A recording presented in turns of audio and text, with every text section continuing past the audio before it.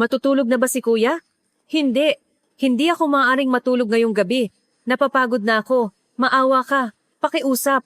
Ang nagsasalita ay si Leo Almeda, isang 40 taong gulang na audiovisual specialist sa teatro. Kamakailan tinawag siyang ang naglalakad na zombie ng kanyang mga kasamahan dahil sa itim na bilog sa mata na halos umabot na sa kanyang baba. Napangasawa niya ang isang ginintuang buhok na dilag na 16 taon ang tanda niya ang dating pinakabatang Etoile pangunahing mananayaw ng Paris Opera Ballet.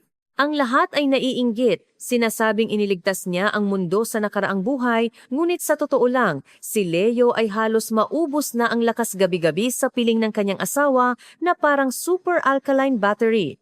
Siya, na tinawag na Ice Princess sa sosyal na sirkulo ng Paris, bakit siya umibig sa isang ordinaryong lalaking Pinoy? Ako si Chloe. Ipinanganak ako sa Paris, Pransya. Ang aming pamilya ay isa sa pinakakilalang mga pamilya ng sining sa Paris. Ang aking ama ay si Henry Dubois, isang tanyag na classical music composer na ginawaran ng French Cultural Medal. Kapag tinutugtog ang kanyang mga simponiya, pati ang pangulo ay tumatayo at pumapalakpak. Ang aking ina naman ay si Isabelle Dubois, isang legendary ballerina na tinawag na Diyosa sa entablado. Pagkatapos magretiro, siya ay naging artistic director at guro. Sa mata ng iba, ang aming tahanan ay parang isang palasyo mula sa isang kwentong pambata. Matataas na kisame, kumikinang na mga chandelier na kristal, mamahaling sining na nakasabit sa dingding, at ang hardinero na nagpuputol ng mga rosas tuwing umaga, lahat ay perpekto. Ngunit para sa akin, ang bahay na iyon ay isang marangyang bilangguan lamang, isang yelo kuweba na may malamig na simoy ng hangin sa buong taon. Para sa aking ina, ako ay isang manika. Para sa aking ama, ako ay isang sining. Tingnan mo ang mga binti ng batang ito ay isang obra maestra. Ang mga pangarap na hindi ko naabot ay tutuparin ng batang ito, sabi ng aking ina, habang minamasa ang aking mga binti simula pa noong nasa duyan ako, parang isang orasyon. Mas nauna pa akong matuto ng mga termino sa ballet kaysa maglakad. Habang ang ibang mga bata ay naglalaro ng action figures, ako ay nag-aaral ng mga libro ng human anatomy upang malaman ang paggalaw ng kalamnan. Ang oras ng pagkain ay parang isang horror film. Ang tunog ng tinidor na tumatama sa plato ay kasalanan. Sa halip na usapan, may matatalim na pagpuna lamang. Chloe, ang anggulo ng iyong pulso sa paghawak ng tinidor ay maluwag. Kailangan mong manatiling matibay kahit sa hapagkainan. Ganyan ba ang maluwag na hitsura na ipapakita mo sa entablado? Hindi ba't lumalabas ang trapezius ni Chloe ngayon? Tanggalin ang lahat ng carbohydrate sa dieta bukas. Isang basong tubig lamang ang pinapayagan. Ang aking silid ay walang kahit isang alikabok, ngunit wala rin itong init ng tao. Kapag nagpiano ang aking ama, hindi ako makagawa ng kahit kaunting hininga. Tuwing umaga, bago ako tumayo sa timbangan, pakiramdam ko ay nagkasala ko kahit sa isang lagok ng tubig. Sa edad na 8, pumasok ako sa Paris Opera Ballet School. Sa lugar na ito na tumatanggap lamang ng pinakamahuhusay na talento sa mundo, ako pa rin ay isang outsider. Siya ang anak ng mga Dubois, huwag siyang kausapin.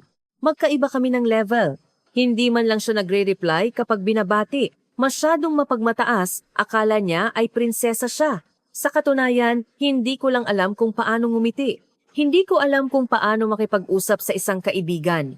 Hindi ko kailanman natutunan ang mga bagay na iyon. Habang nagtatawanan ng aking mga kaibigan sa pagkain ng chocolate bread sa kantina, ako ay kumakain ng sauceless salad na inihanda ng aking ina sa isang pribadong silid at tinitingnan ng aking ekspresyon sa salamin. Huwag kang ngumiti, Chloe. Panatilihin mo ang iyong elegance. Ang pagpapakita ng damdamin ay para sa mga third rate. Minsan, naglakas loob akong lapitan ang aking mga kaibigan upang imbitahan sila sa aking kaarawan. Ngunit nang sinabi ko ito sa aking ina, siya ay nagalit. Ang mga kaibigan ay aksaya lamang ng oras. Nagkukunwari silang malapit para guluhin ka. Ang kalungkutan ang kapalaran ng isang artista. Kailangan mong tiisin ito ng mag-isa. Mula noon, isinara ko na ng tuluyan ang aking puso. Noong nasa teenager ako, naging isang perpektong makina ako. Sa kabila ng mga blister na pumuputok at dumidikit sa aking medyas, pilay na litid, at bukong-bukong na kasing laki ng mamon, nagpatuloy ako sa pagsasayaw. Kung sasabihin kong masakit, sasabihin ng aking ina, huwag kang magkunwaring may sakit. May karapatan ka bang magreklamo? At lalong magiging mahigpit ang pagsasanay. Walang papuri kahit na manalo ako sa unang lugar. Ito ay natural. Ang balita ay kung hindi ka mananalo, anak ka ng Dubuas. Sa entablado habang tumatanggap ng palakpak at hiyawan, hindi tumibok ang aking puso. Nararamdaman ko lang ang kaluwagan na hindi ako napag-alitan ngayon. Nabuhay ako ngayon. Ang refleksyon ko sa salamin ay isang maringal na white swan, ngunit ang loob ko ay isang walang lamang kabibi. Ang aking teknik ay perpekto, ngunit wala itong kaluluwa.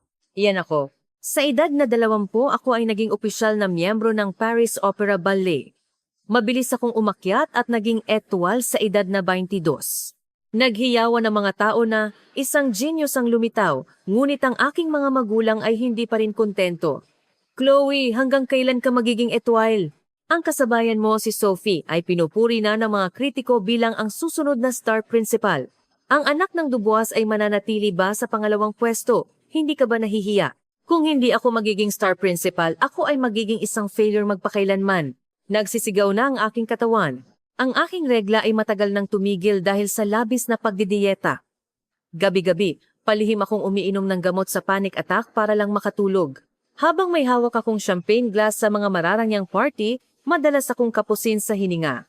Sa gitna ng mga taong nakangiti na may maskara, pakiramdam ko ay nasasakal ako, hindi ako masaya, kailanman ay hindi. Sa oras na iyon, tinawag ako ng artistic director ng palihim, Chloe, ang susunod na world tour ay magbubukas sa Maynila. Ikaw ang magiging bida sa entabladong iyon. Ako? Oo. Ang entablado sa Maynila ay isang napakahalagang pagkakataon para sa iyo. Ang lahat ng mata ng lipunan ay nakatuon sa entabladong iyon. Naiintindihan mo bang ibig kong sabihin?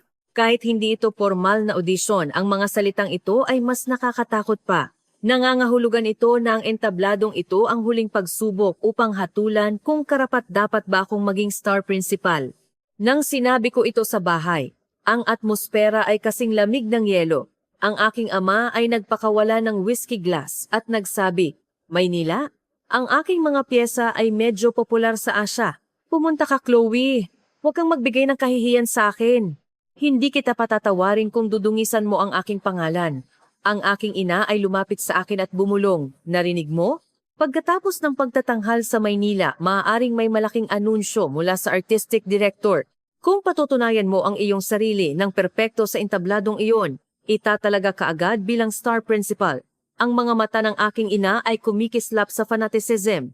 Ngunit kung magkamali ka, kahit kaunti, ang pagkakataong iyon ay mawawala magpakailanman. Tandaan, ito ang huli mong pagkakataon. Kung mabigo ka, hindi na kita anak. Nakahiga ako sa kama at nakatingin sa kisame. Bukas aalis na ako papuntang Maynila. Puno ng pointy shoes, pampawala ng sakit sa daliri at gamot sa panic attack ang aking maleta. Ang ilaw ng Eiffel Tower na nakikita ko sa labas ng bintana ay lalong naging malamig ngayon. Makakahinga ba ako sa Maynila? O ito ang magiging libingan ko? Nanginginig ang buong katawan ko sa takot, ngunit wala akong takasan. Dinisenyo ako upang tumakbo sa isang riles mula pa noong ipinanganak ako. Sa gabi ng kawalan ng tulog, nag-aalala ako at hindi mapakali. Sa 15 oras na paglipad patungong Pilipinas, hindi ako nakatulog. Tuwing ipipikit ko ang aking mga mata, paulit-ulit kong napapanaginipan na nadadapa ako sa entablado at pinalilibutan ng bus ng mga manonood. Nang idilat ko ang aking mga mata, ang huling babala ng aking ina ay umalingaw-ngaw sa akin na parang isang hallucination. Kung mabigo ka, hindi na kita anak. Ang kadiliman na nakikita ko sa labas ng bintana ay parang aking kinabukasan. Mga pasahero, ang ating eroplano ay malapit nang dumating sa Ninoy Aquino International Airport, Naiya. Kasabay ng anunsyo, lumitaw ang tanawin ng gabi ng Maynila sa labas ng bintana, kumikislap na hindi mabilang na mga ilaw. Isang hindi pamilyar na lungsod, hindi pamilyar na entablado, hindi pamilyar na mga tao. Sumisikip ang aking dibdib. Pagpasok ko sa arrival area, sinalubong kami ng mga staff na Pilipino na may masiglang ngiti. Welcome sa Pilipinas! Ang aking mga kasamahan ay masiglang kumakaway, ngunit inilapit ko ang aking sombrero at nagmadaling naglakad papunta sa bus, kahit ang kanilang mabait na ngiti ay mukhang naghuhusga sa akin. Pagdating sa hotel, ikinulong ko ang aking sarili sa kwarto. Kumatok ang aking mga kasamahan at nagsabi, Chloe, tara na at kumain, may masarap na lechon kawali dito. Ngunit maikli akong sumagot, pagod ako. Bukas na lang, pagkatapos ay humiga ako sa kama. Mag-isa sa kwarto, tumayo ako sa harap ng salamin. Maputlang mukha, malalim na mata. Kaya mo ito, Chloe. Kailangan mong maging perpekto. Sinasabi ko sa sarili ko na parang isang orasyon, ngunit ang aking mga binti ay nanginginig. Kinabukasan ng umaga, ang matataas na kisame at dambuhalang entablado ng tanghalang pambansa CCP, ang artistic director at ang mga hukom mula sa Paris, na nakaupo sa walang lamang mga upuan ng manonood, ay mukhang mas nakakatakot. Chloe, handa ka na ba? Nang marinig ko ang tanong ng direktor, mekanikal akong tumango. Opo, handa na ako ng perpekto. Ito ay isang kasinungalingan. Nahihilo ako, at ang aking mga binti ay nanghihina. Nagsimula ang musika. Giselle, unang yugto, ang tema ng inosenteng country girl Giselle. Inilabas ko ang aking unang hakbang. Ngunit ang aking katawan ay hindi ko katawan. Ito ay mabigat, parang koto na binasa ng tubig. Pakiramdam ko ay 0.5 segundo itong mas mabagal kaysa sa dati. Ang mga kaisipan na hindi ko kaya at kaya mo ito ay nagsasalo-salo at nagsisisigaw sa aking isip. Sa sandali na umabot sa climax ang musika, ang serye ng pirouettes. Ito ang pinakamahusay kong galaw. Nagsimula akong umikot. 1, 2, 3. Sa ika-10 ikot, biglang tumibok ng mabilis ang aking puso na parang sasabog. Pumuti ang paningin ko. Ito ang simula ng isang panic attack. Ang aking paghinga ay parang sinisikip at ang aking mga daliri sa paa ay nawawala ng pakiramdam. Hindi. Kung babagsak ako rito, tapos na. Kinagat ko ang aking labi hanggang sa dumugo. Kinukuha ang aking katinuan at tinapos ang natitirang mga ikot sa pamamagitan ng instinto. Nagsisisigaw ang aking katawan. Ngunit ang ekspresyon ng aking mukha ay hindi nabasag. Ang huling pause, sinubukan kong manatili hanggang sa huling sandali ng musika. Sige, tama na. Hanggang dyan na muna, sabi ng direktor. Pagkarinig ko ng boses niya, naputol ang aking nerbiyos. Ang aking mga binti ay nanginginig, hindi ako makatayo. Nanghihina akong tumakas sa dilim sa likod ng entablado. Hindi nila ako makikita. Kung kumalat ito at marinig ng aking ina. Wala na akong lakas para maglakad. Nanginginig, pumasok ako sa isang liblib na silid ng kagamitan kung saan hindi madalas pumunta ang mga tao. Sa pagitan ng mga nakasalansang kagamitan, nakita ko ang isang makipot maalikabok na espasyo. Bumagsak ako doon. Ang aking puso ay tumibok ng husto. Malamig na pawis ang bumaba sa akin. Mamamatay ako. Tulungan niyo ako. Sa sandaling iyon, Miss, isang boses ng isang hindi pamilyar na lalaki ang biglang lumabas mula sa dilim. Nagulat ako at nanginig. Nakita nila ako. Pakiusap, umalis ka. Gusto kong mapag-isa, sigaw ko sa isang boses na parang pilit. Pakiusap, wag mo akong pansinin. Wag mong tingnan ang aking kahabag-habag na hitsura. Ngunit hindi siya umalis. Sa halip, tumigil siya sa harap ko, nakaupo sa kagamitan. Anong ginagawa mo dyan? May mga daga dyan. Ang tunog ng mga kagamitan ay narinig. Pakiramdam ko ay may umupo sa harap ko. Dahan-dahan akong tumingala. Sa pamamagitan ng aking paningin na nilabo ng luha at pawis, nakita ko ang isang lalaking Pilipino na nakasuot ng work vest. Nakatingin siya sa akin, ngunit ang tingin niya ay iba sa malamig na tingin na natanggap ko sa buong buhay ko. Hindi iyon naguhusga o nagtatanong kung bakit ako ganito. Sa halip, ito ay isang malumanay, mainit na tingin na parang nakatingin siya sa isang nawawalang pusa. Mukhang nahihirapan kang huminga, ayos ka lang ba? Kahit na may bahid ang Ingles. Ang salitang iyon ay tumagos sa aking puso. Walang nagtanong kung ayos lang ako kahit na naputol ang aking litid o bumagsak ang aking kuko sa paa. Ang tanging naririnig ko ay, tumalon ng mas mataas, tiisin mo, maging perpekto. Ngunit alam ng hindi pamilyar na lalaking ito na nagdurusa ako sa pamamagitan lamang ng pakikinig sa aking hininga. Kinakalikot niya ang kanyang bag at naglabas ng paper cup at isang thermos. Inumin mo ito. Kopi ko 3-in-1 ito. Matamis at talagang nakakatulong.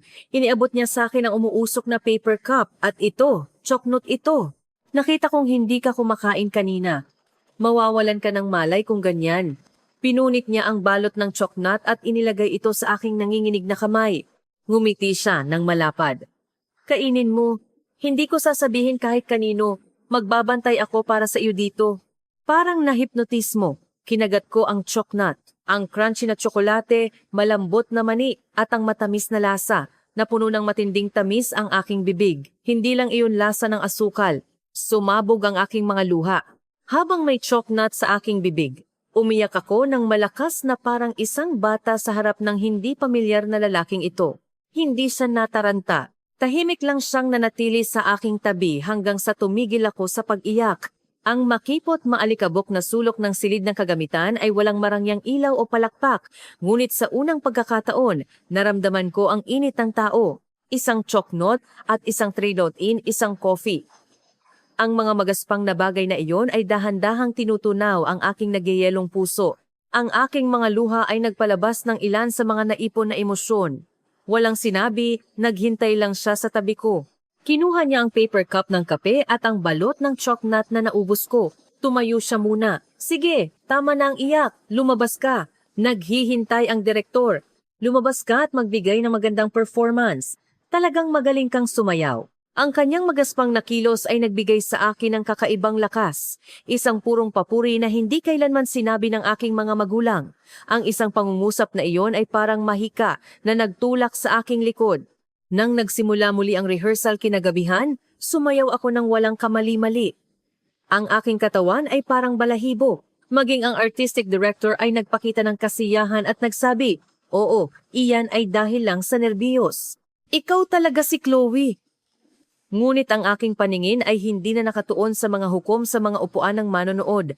Ang aking tingin ay hindi ko namamalaya na nakatuon sa control room sa itaas ng entablado. Sa dilim kumikislap ang hindi mabilang na mga ilaw ng kagamitan. Ngunit sa hindi malamang dahilan, pakiramdam ko ay alam ko kung aling tingin ang kay Kuya Leo na nakatingin sa akin.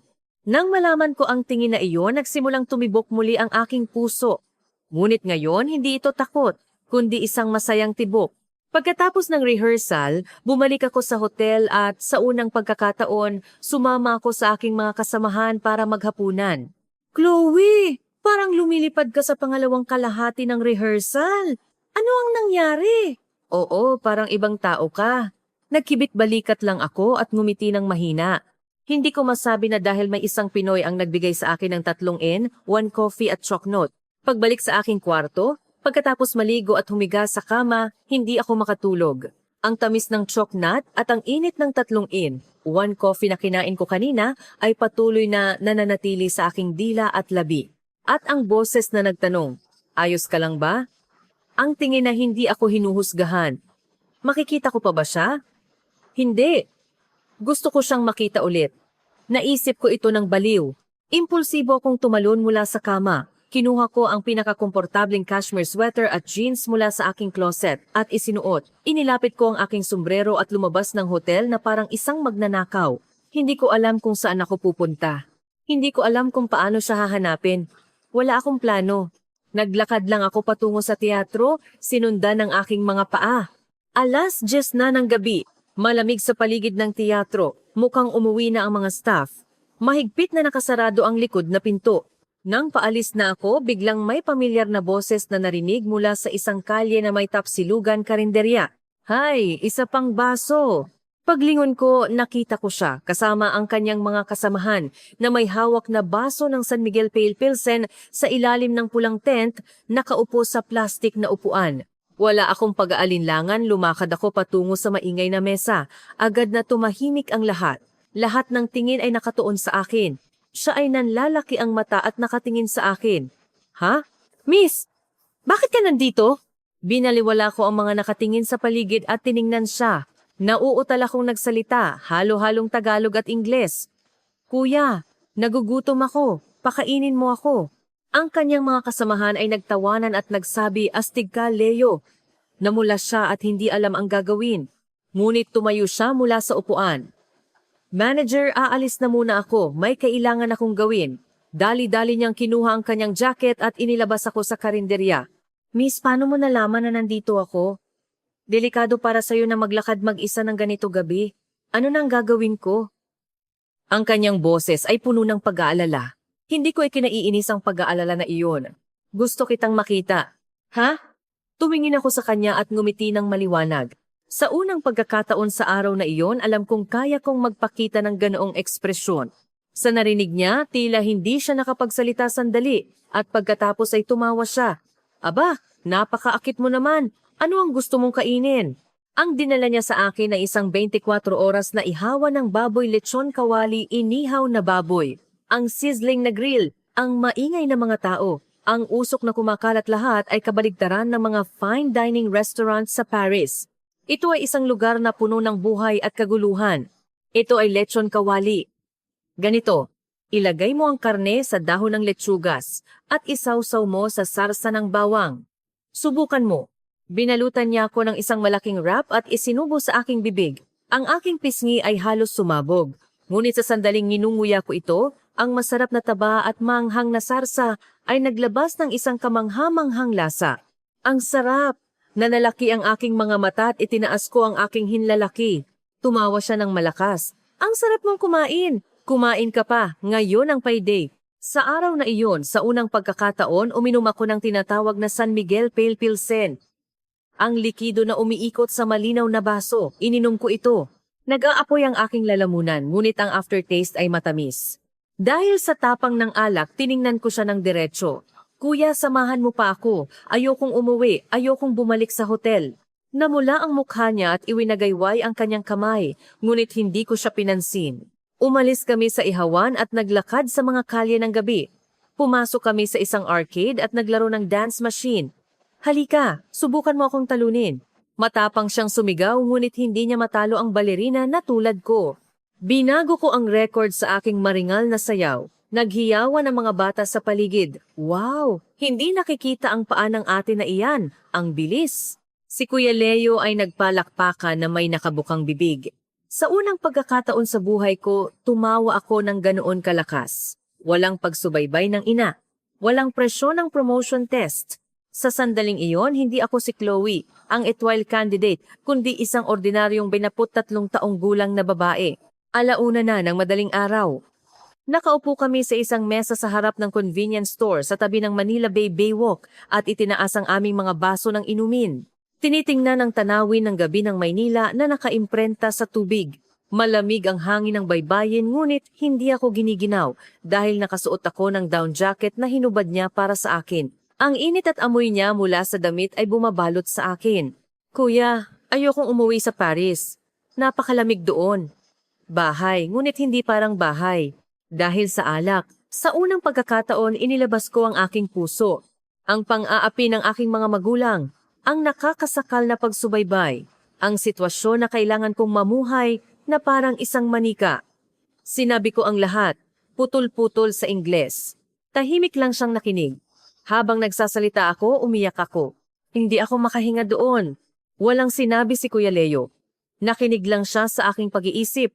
Walang pilit na payo o salitang, kaya mo iyan. Tahimik niya lang akong niyakap. Kung malamig, manatili ka lang dito. Malawak ang likod ko. Kaya nitong harangan ang lahat ng hangin. Ang magaspang na salita na iyon ay mas mainit kaysa sa anumang matamis na pag-ibig na confession. Inilagay ko ang aking ulo sa kanyang balikat at ipinikit ang aking mga mata. Ang init niya, ang regular na tibok ng kanyang puso.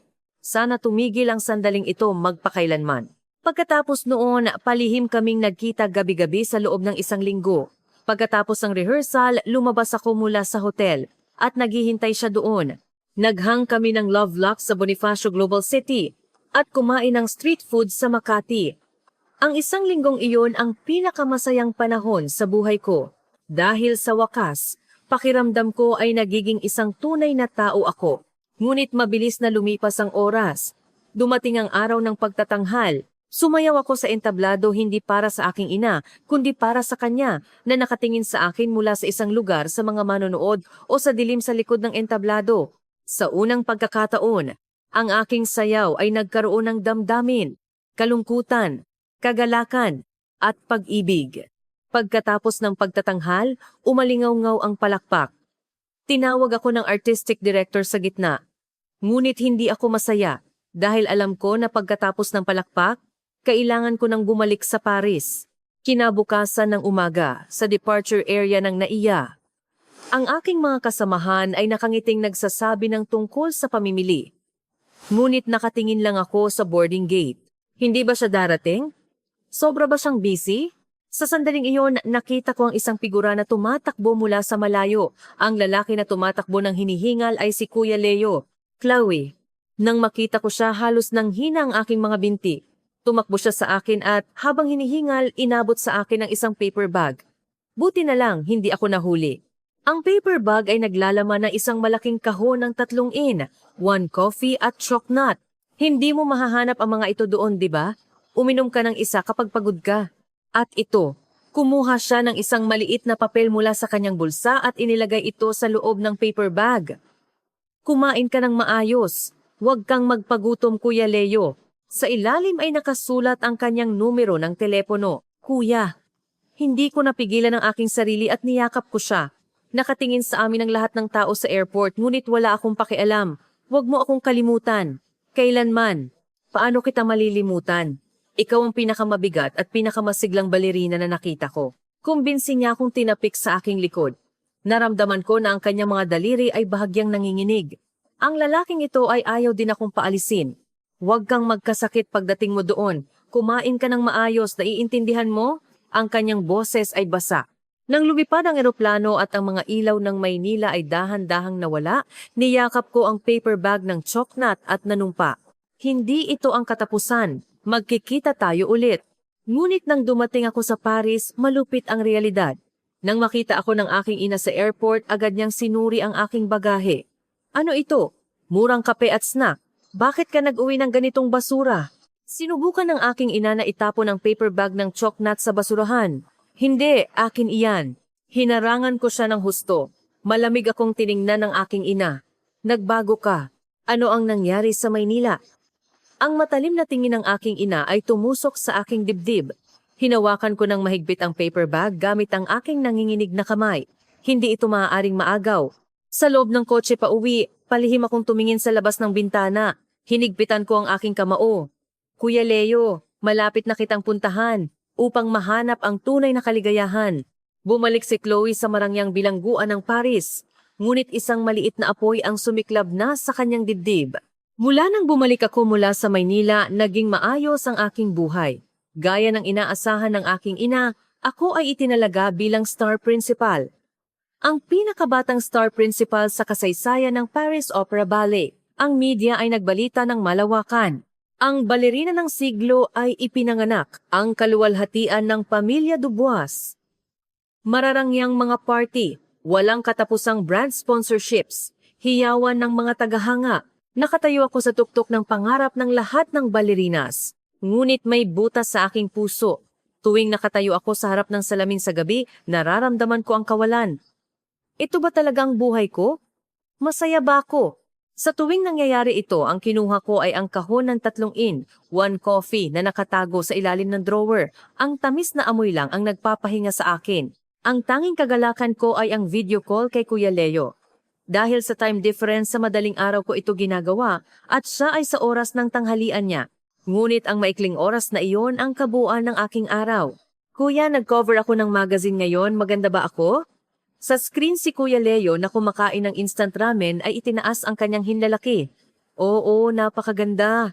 Ngunit hindi ba't masyado kang pumayat? Kumakain ka ba ng maayos? Pumayat ako dahil namimiss kita. Kailan mo ako bibisitahin?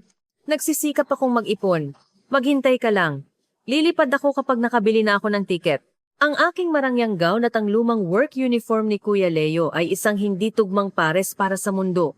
Ngunit para sa akin, ang maliit na espasyo kung nasaan si Kuya Leo ay mas mainit kaysa sa anumang lugar sa mundo.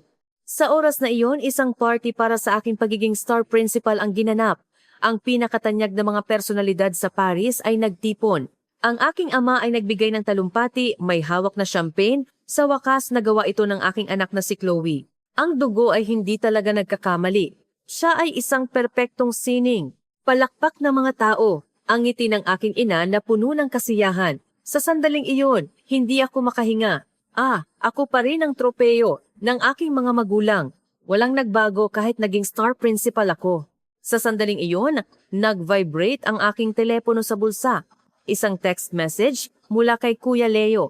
Chloe, congrats! Nagpa-party ka ngayon, di ba?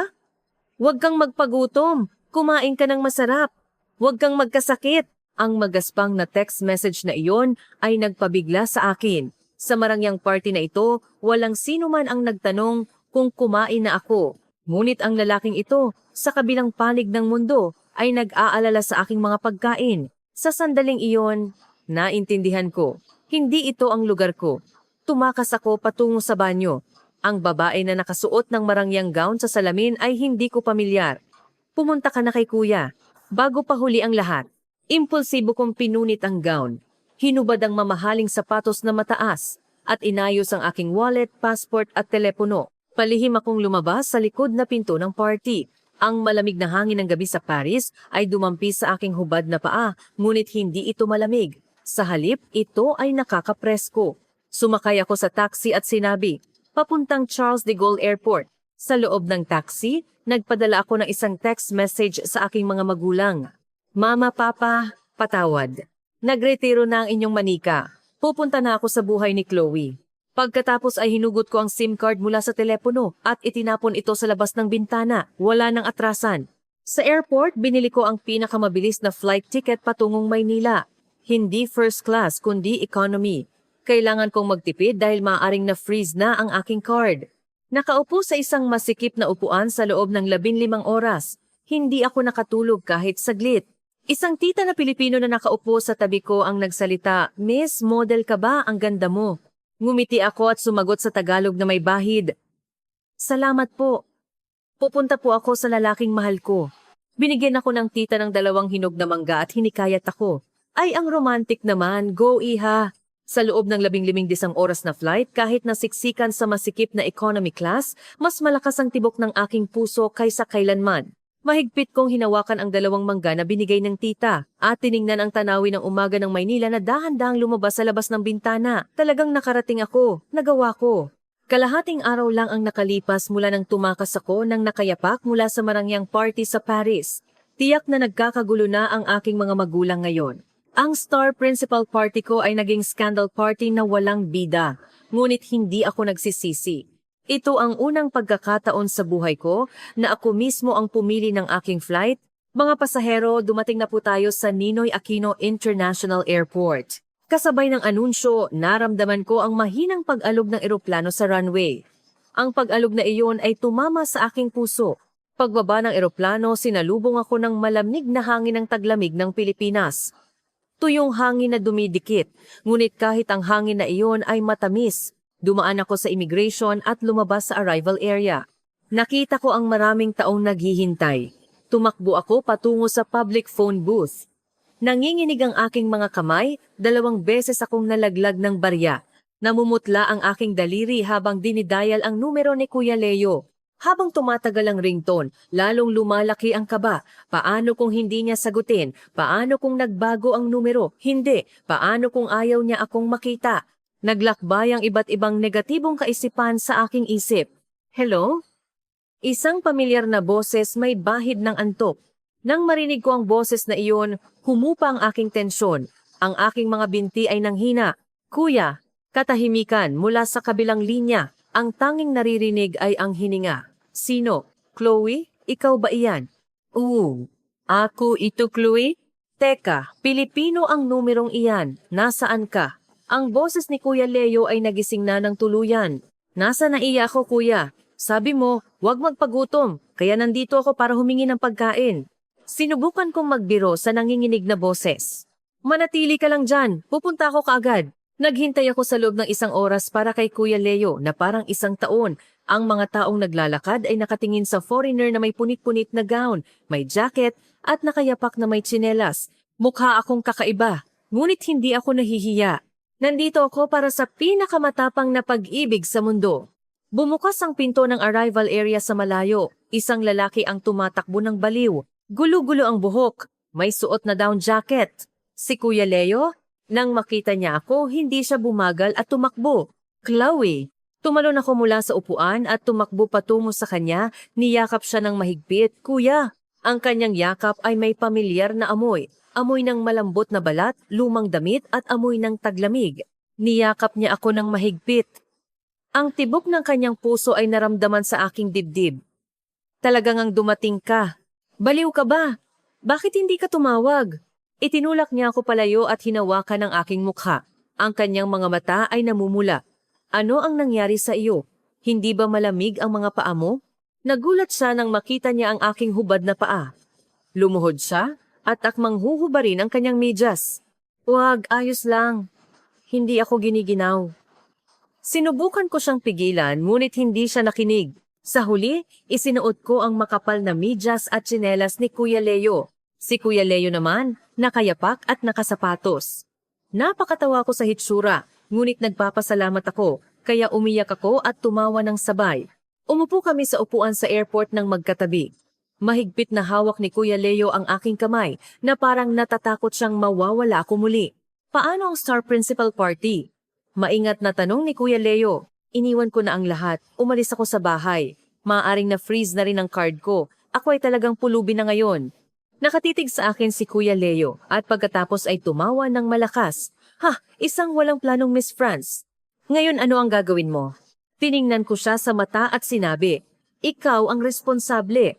Kuya, sabi mo wag akong magpagutom. Wala akong pupuntahan at wala akong pera ngayon kaya kailangan mong lutuan ako ng pagkain habang buhay.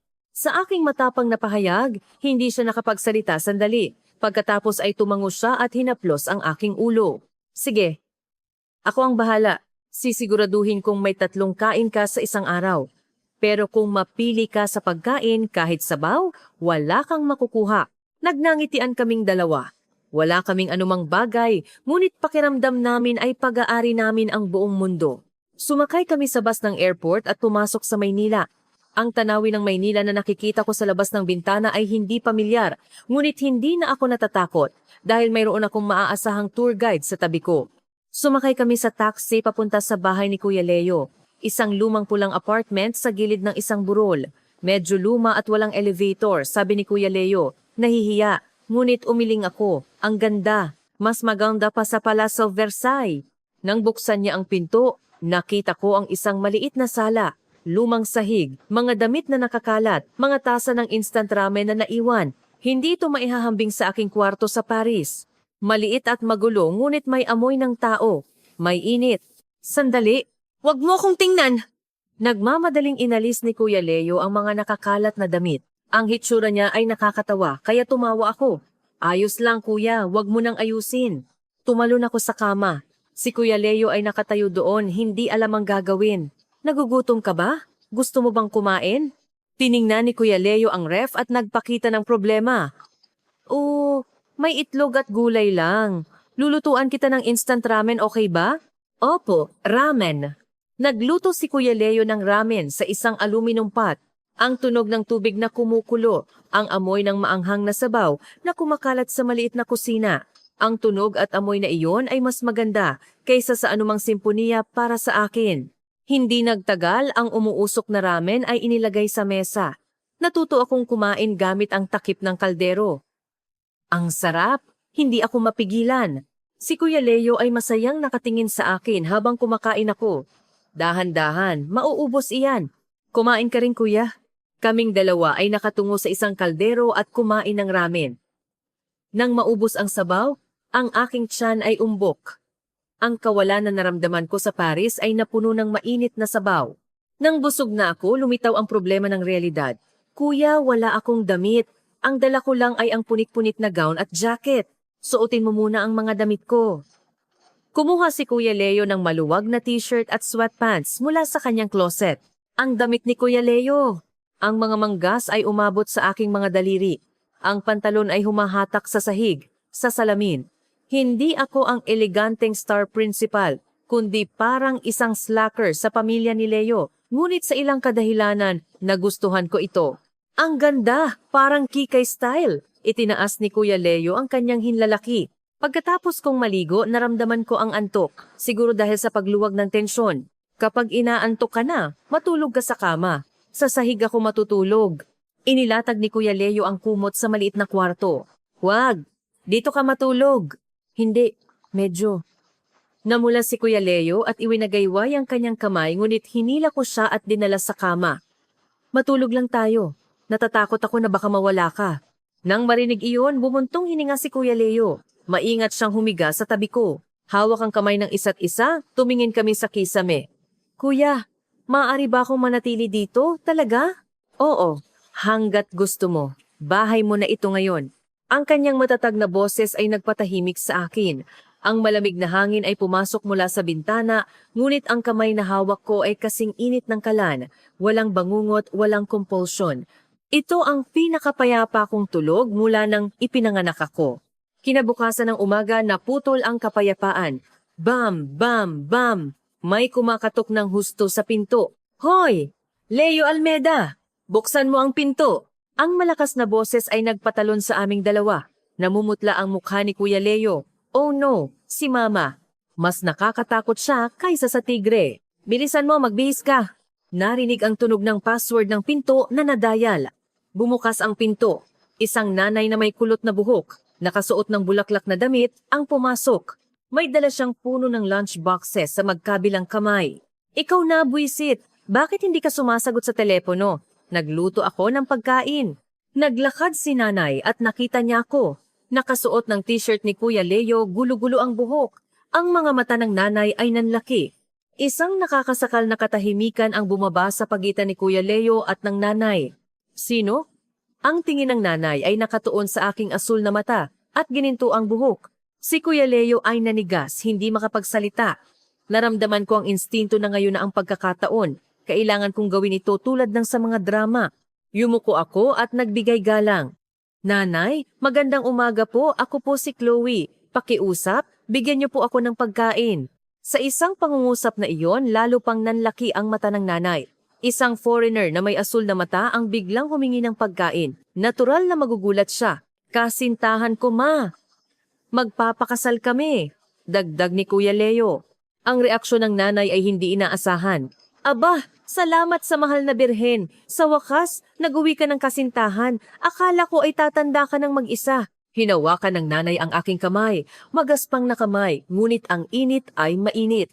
Napakaganda, parang manika. Oo, kailangan mong kumain.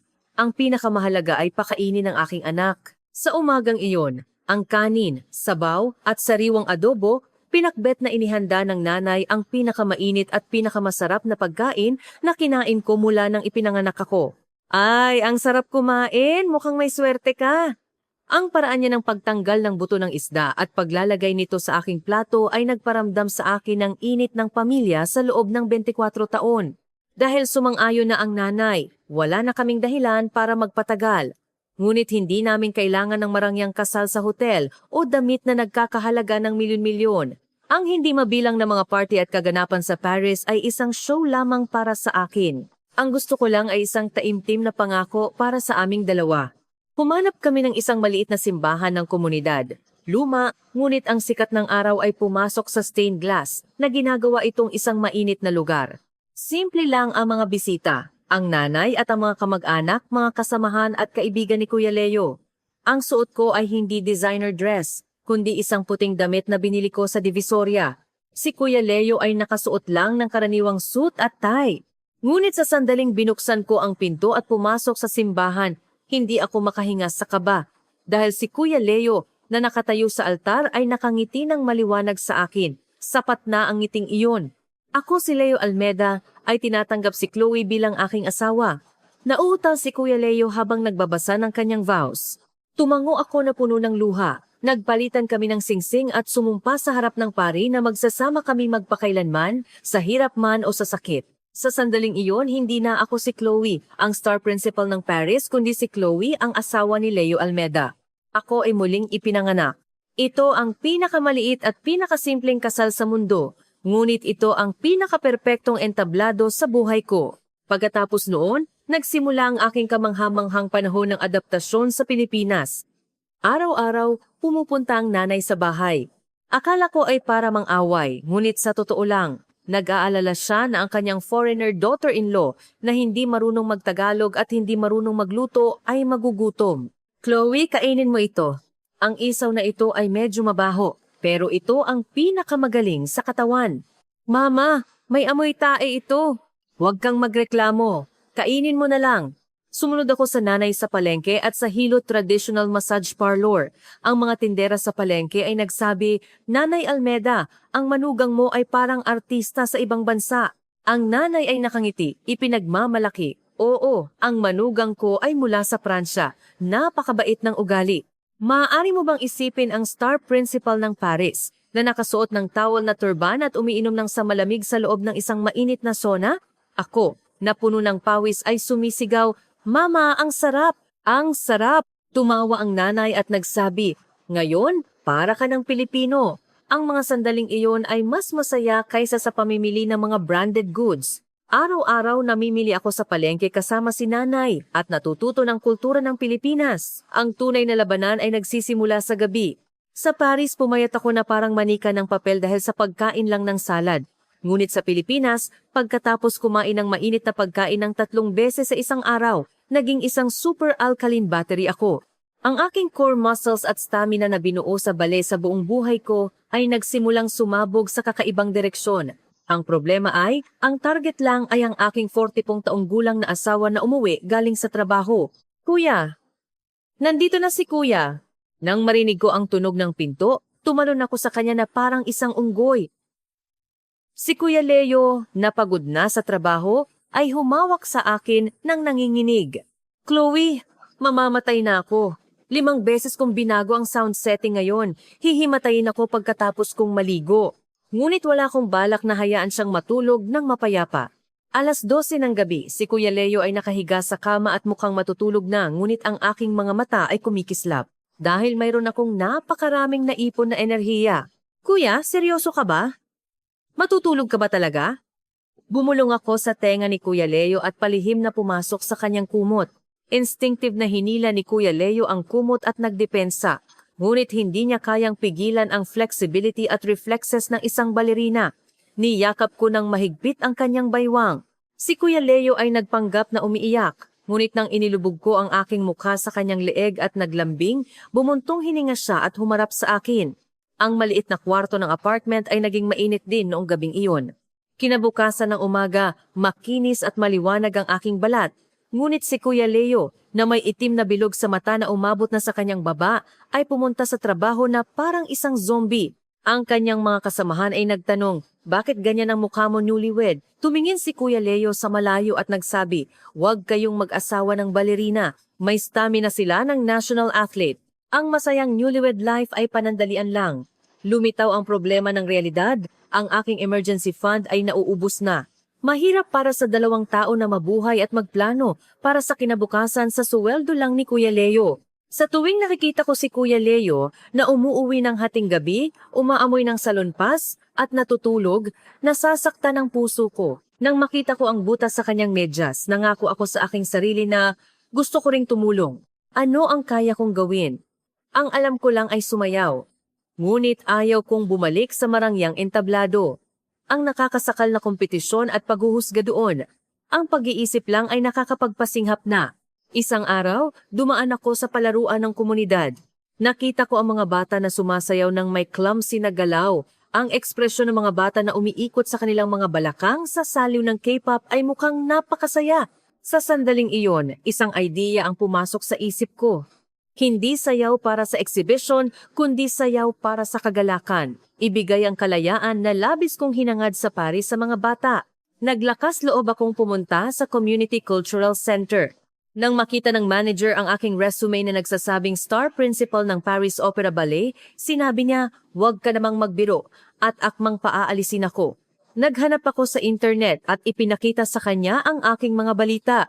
Nang umikot ako sa lugar, hindi na nakapagsalita ang manager at binuksan ang kanyang bibig.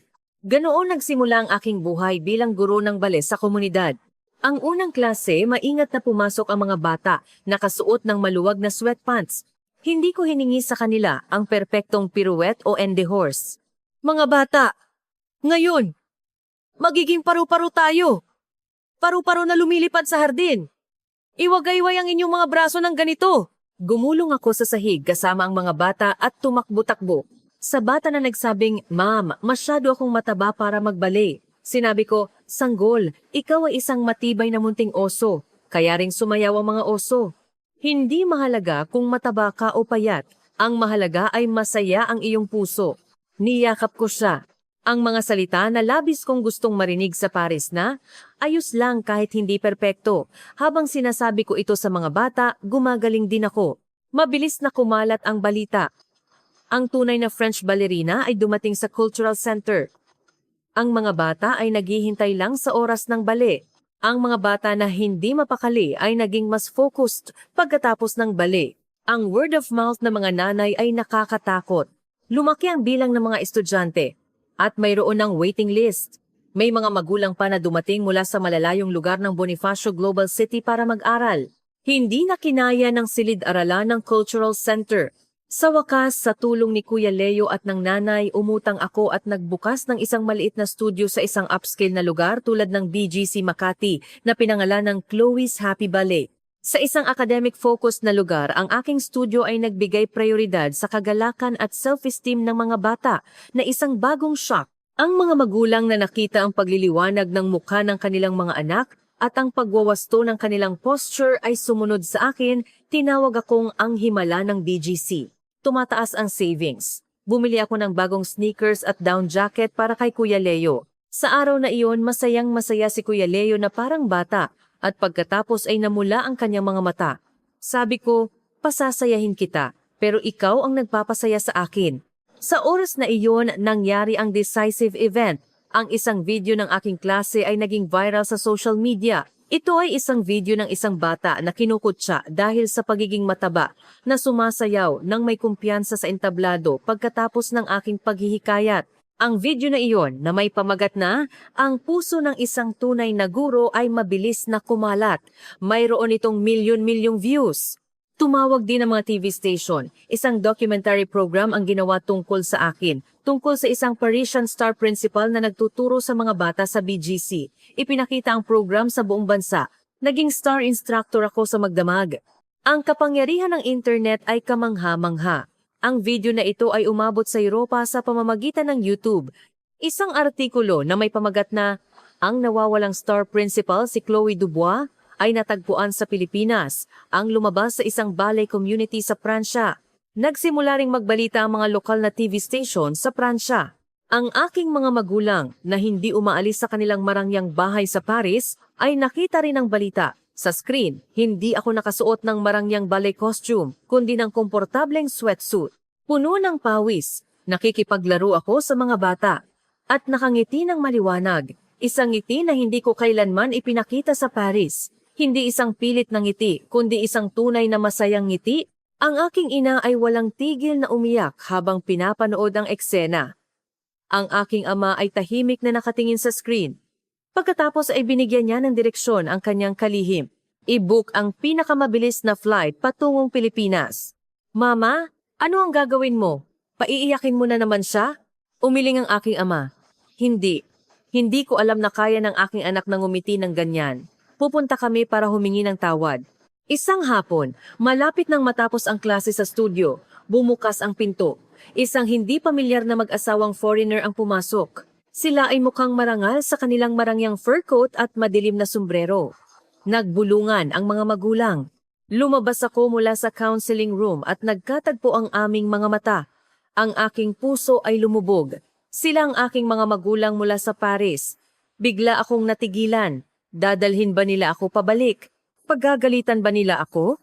Umatras ako sa takot, ngunit ang tingin ng aking ina ay hindi tulad ng inaasahan ko. Hindi ito naghuhusga, kundi puno ng pagkamis at pagsisisi. Hinaplos ng aking ina ang larawan ko at ng mga bata na nakangiting masaya na nakadikit sa dingding ng studio, gamit ang kanyang nanginginig na kamay. Chloe! Ang kanyang boses ay nanginginig. Napamahal ka pala sa Pilipinas. At isa ka palang bata na kayang ngumiti ng ganyan kaganda. Sa isang pangungusap na iyon, bumagsak ang lahat ng tensyon. Maingat na niyakap ako ng aking ina. Ito ang unang beses na nakaramdam ako ng isang yakap na walang pressure. Patawarin mo kami. Nagkamali kami. Ang mahalaga ay masaya ka. Patawarin mo talaga kami. Noong gabing iyon, isang makasaysayang pagpupulong ang naganap sa aming maliit na sala. Ang eleganteng mga magulang mula sa Paris at ang nanay na Pinay ay nakaupo nang magkaharap at kumain ng inihaw na baboy grilled pork belly. Hindi sila nagkaintindihan sa wika, ngunit ang universal na wika ng pagmamahal sa anak ay hindi nangangailangan ng translator.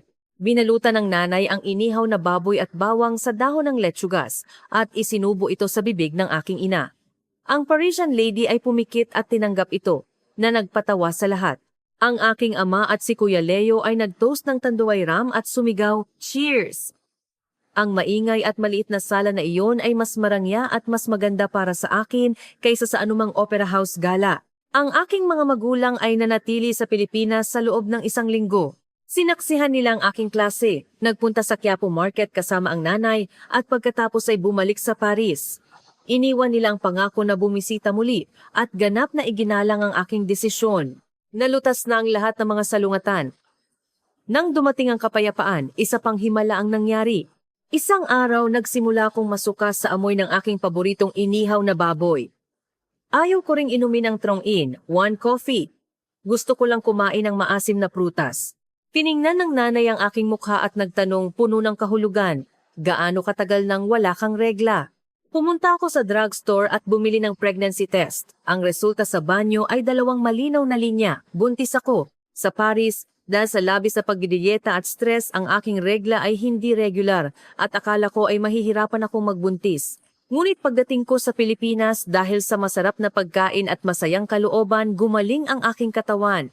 Ipinakita ko ang pregnancy test kay Kuya Leo nang umuwi siya mula sa trabaho. Sa una, nakatitig lang siya. Nang naintindihan niya ang sitwasyon, niyakap niya ako at tumalon. Magiging tatay ako. Umiyak si Kuya Leo at tumawa ng paulit-ulit. Nang marinig ang balita, tumawag ang nanay sa buong komunidad at nagmayabang. Ang aking mga magulang sa Paris ay umiyak sa video call at nag-congratulate. Ang aking ina ay nagsimula ng mag-imbak ng mga designer baby clothes mula sa Paris. Bumaba ang aking trabaho sa studio at nag-focus ako sa prenatal care.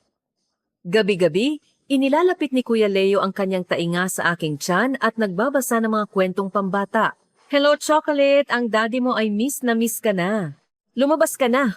Lumipas ang oras. At dumating ang due date. Ang labor pain ay nakakatakot. Mas masakit pa kaysa sa pagpunit ng litid sa bali. Hinawakan ko ang buhok ni Kuya Leo at sumigaw, "Leo Almeda, ikaw ang may kasalanan. Mamamatay na ako sa sakit. Ikaw ang responsable." Si Kuya Leo, na puno ng pawis, ay hinawakan ng aking kamay. "Patawad, kasalanan ko. Kasalanan ko ang lahat." Pagkatapos ng mahabang panahon, napuno ng malakas na iyak ang delivery room. Dinala ng nurse ang sanggol sa aking yakap, ang aking malalaking mata at ang maliit na ilong ni Kuya Leo. Ang pinakamagandang buhay sa mundo. "Salamat, Chloe, salamat talaga," sabi ni Kuya Leo. Hinalikan ang aking noo at umiyak. Niyakap ko rin ang sanggol at umiyak. Para sa batang ito, kailangan kong maging mas matatag at mas masaya. Ang pangalan ng aming anak ay Shuya, 5 taon na ang nakalipas. Ang tawa ni Kuya Leo ay umalingaw-ngaw sa labi ng studio. Si Shuya, na natuto pa lang maglakad, ay sumasayaw sa pagitan ng mga ate, umiikot ang balakang na parang isang tunay na balerina. Ako na ngayon ang ganap na star instructor ng BGC at isang ina ng isang anak. Lumipat kami sa isang mas malaking apartment, malapit lang sa bahay ng nanay. Araw-araw, dumarating ang nanay para alagaan si Shuya. Ang paborito ni Shuya ay matulog sa likod ng lola niya. Pagsapit ng gabi, sinusundo ako ni Kuya Leo na may stroller. "Chloe, pagod ka ba ngayon? Fried chicken ba? Ngayon, dagdagan pa natin ng fishball." Magkahawak kamay kami, naglalakad sa pamilyar na kalye. Ang anino ng 3 tao sa ilalim ng ilaw ng kalye ay humahaba. "Masaya ka ba?" tanong ni Kuya Leo. Hindi ako sumagot. Hinalikan ko lang si Kuya Leo sa pisngi at hinalikan ang natutulog na si Shuya sa stroller. Si Chloe, ang star principal ng Paris, ay kumikinang lamang sa marangyang entablado. Ngunit si Chloe ng Maynila ay kumikinang sa bawat sandali, kahit hindi perpekto, kahit medyo clumsy. Ang buhay ng isang tao na kumakain kasama ang mahal niya, nagpapalaki ng anak, at tumatawa. Iyan ang tunay na star principal na hinahanap ko. Ako si Chloe. Ako na ngayon ang pinakamasayang Pilipinong asawa sa mundo. Salamat sa pakikinig sa aking kwento.